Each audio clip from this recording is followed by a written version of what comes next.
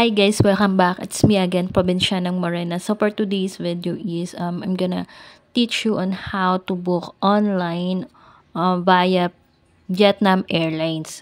So recently lang guys, nagkaroon ng direct flight ang Vietnam Airlines from Ho Chi Minh to Manila, Manila to Ho Chi Minh, Hanoi to Manila, Manila to Hanoi. So ayan, ipapakita ko sa inyo kung paano siya guys. So parang ganun lang din sa ibang airlines. So may mga ano lang sila restrictions kapag ini-issue na natin yung ticket.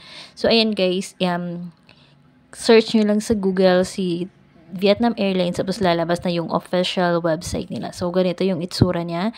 So, ayan guys, magbubook na tayo.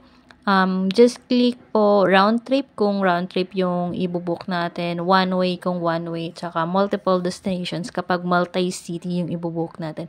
So, sa tutorial na ito, ang ibubook ko is yung round trip. So, ayan guys, from, of course, magagaling tayong Manila, tapos yung pupunta tayo sa Hanoi, Hanoi, Vietnam. So, may dalawang direct flight yung Vietnam Airlines, Hanoi, and sa Ho Chi Minh po. So, yung ibubook ko na kunyari, to Hanoi naman po siya, guys. So, meron lang siyang isang flight na available, yung sa papunta dito sa sa date na to. So, kunyari, August ako magta-travel, and then pipiliin lang natin yung cheapest na rate. So ayan, August 20 to 24. So ayan guys, so kung i-book nyo na, ayan, kung ilan ba kayong pasahero, so ayan, i-click nyo yung arrow down kung may kasama pa po kayong isang adult, dalawang adult, or tatlong adult. So, click nyo yung plus sign. Pero kung mag-isa lang kayo, hayaan nyo lang po yan. Kung may kasama naman kayong bata na ang age niya is between 2 to 12 years old, click nyo yung sa children, plus sign, ganon. Kung dalawa sila, plus, another plus. Tapos, kung may kasama kang infant, ang infant guys is, 2 years old below. From the date of travel mo ha, ganyan yung mag-base tayo. So, ayan, tapos, click, find flight kapag, na nyo na kung ilang pasahero kayo. So, ito na siya guys, isa lang yung flight na available from Manila going to Hanoi. So, ayan guys, mababa yung rate niya, 106 USD. So, ayan.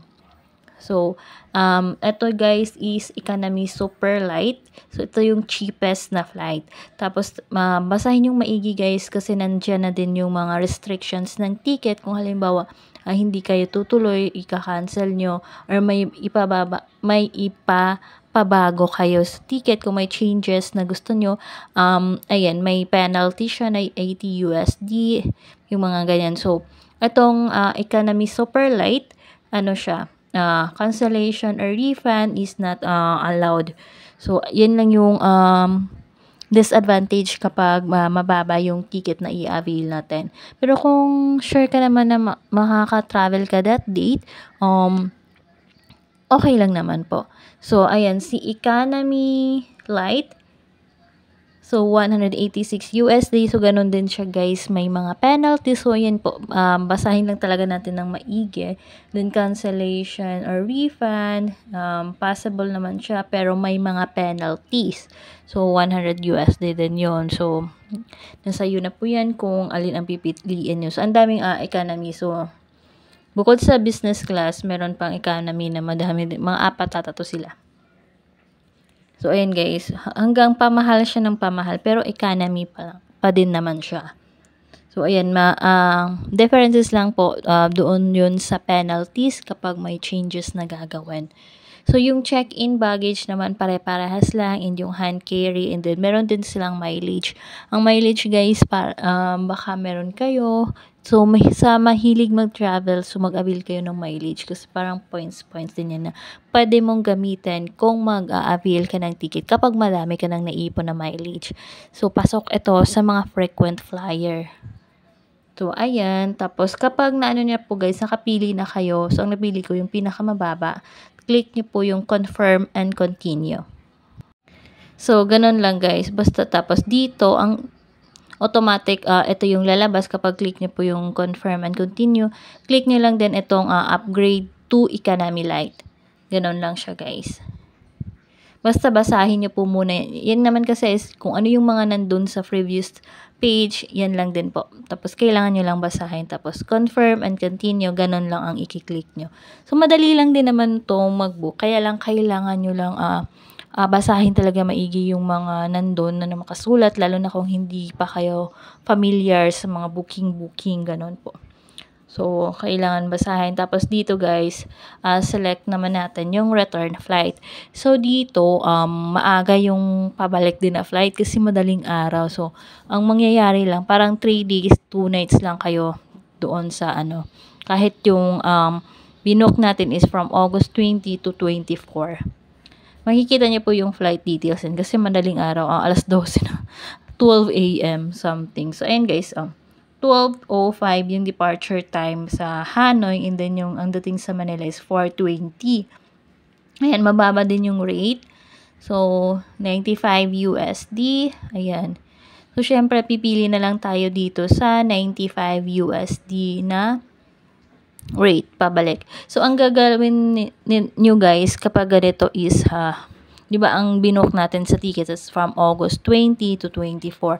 So, sa hotel, ang ibubook nyo lang is August 20 to 23. So, tip ko yan sa inyo ha. Kasi, di ba, 12 a.m. yung flight. So, hindi nyo na kailangan matulog pa sa hotel kasi 4 hours before the flight departure, nasa airport na kayo. So, kung alas 12, so dapat mga alas 8 nasa airport na kayo, alas 7. So, after nyo mag-tour sa last day nyo or mag-shopping, pahatid na kayo sa airport. So, hindi na kailangan pang mag-stay sa hotel. So, sa airport na lang po. So, ganun din guys, para masulit nyo. Kasi kung babalik kayo ng 23, so sa 22, pupunta na kayong airport. So, parang medyo, para sa akin ha, hindi siya sulit. So, masulit yung ganito. Kung ganito yung maa-avail nyo na oras ha, kasi isang oras lang naman. Isang flight lang naman siya. Meron palang isa, madaling araw din. So, ayan 1:45 a.m. So, parang ganun lang din. So, hindi talaga din siya masusulit kung mag-avail pa kayo ng another one night kasi ang babayaran mo magiging na siya, 4 days, 3 nights. So, ang maganda, ang nyo lang sa hotel is 2 nights. Kasi pabalik na din naman kayo sa airport ng maaga. Ihatid naman kayo ng maaga. So, ayun lang guys yung tips ko sa inyo. So, hindi ko na iisa-isahin pa yung restrictions kasi kung ano yung restrictions kanina, ganon din po. So, ayan, basahin nyo lang ng maigi and then confirm and continue. So, ganun din siya, guys. And then, pag in-next nyo po, ito na yan. So, i-recap lang natin yung flight details mo. So, ayan, basahin nyo po ulit ng maigi kung tama na yung details. So, ayan nyo po, Manila to Hanoi, and then, nandyan yung oras, kung anong oras yung flight departure nyo, arrival, and then yung return, ganun din.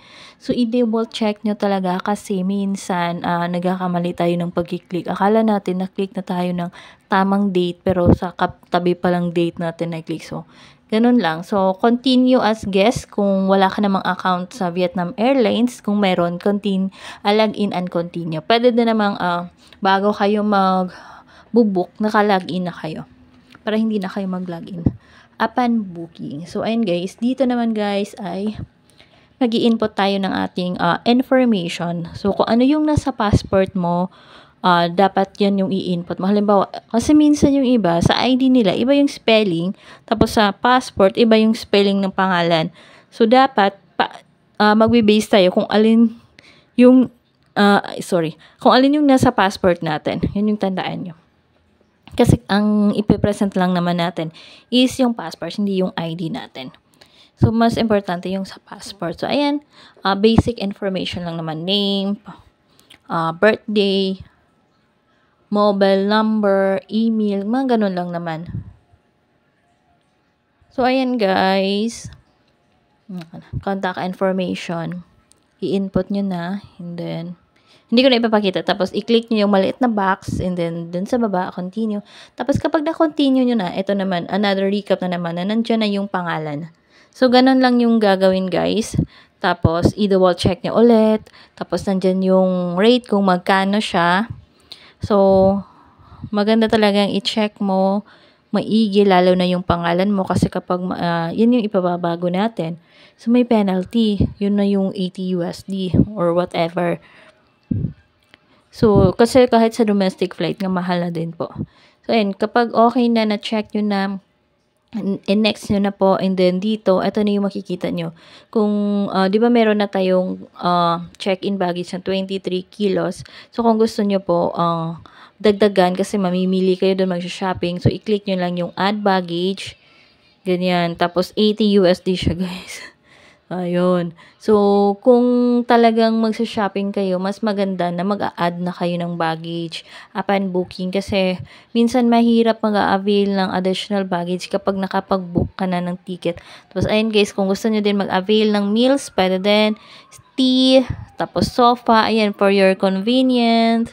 Para mas convenient kayo, pwede naman. Yun nga lang, medyo mahal, 200 USD. So, special assistance, kung meron kayong mga kailangan. So, basta i-click nyo lang yung add kung gusto nyo mag-add. So, seats naman, kung gusto mong makapili in advance. Kasi yung iba gusto sa window seat, yung iba naman sa aisle. So, ayan. Pwede naman tayong mamili na upon booking. Yun nga lang, merong charge. So, kung ako sa inyo, Gora na sa airport na lang tayo magano upon check-in na lang. So, click na po yung pay now. Next is yung ganyan. So, payment na tayo guys. So, dito, hindi ko na siya ipupush. Kasi, di ba, pinapakita ko lang naman sa inyo kung ano yung kung paano mag-book at saka kung paano tayo magbayad. So, nandyan guys, merong note na nakalagay dyan. So, basahin yung maigi kasi it's all about sa credit card nyo. Kasi baka ma-charge kayo. Depende kasi yun sa card na gagamitin nyo. Kasi itong sa Vietnam Airlines, diba sa ibang bansa siya. Baka kasi meron siyang bank fee or whatever. So, hindi ako masyadong familiar sa mga credit cards. So, in guys, tapos nandyan.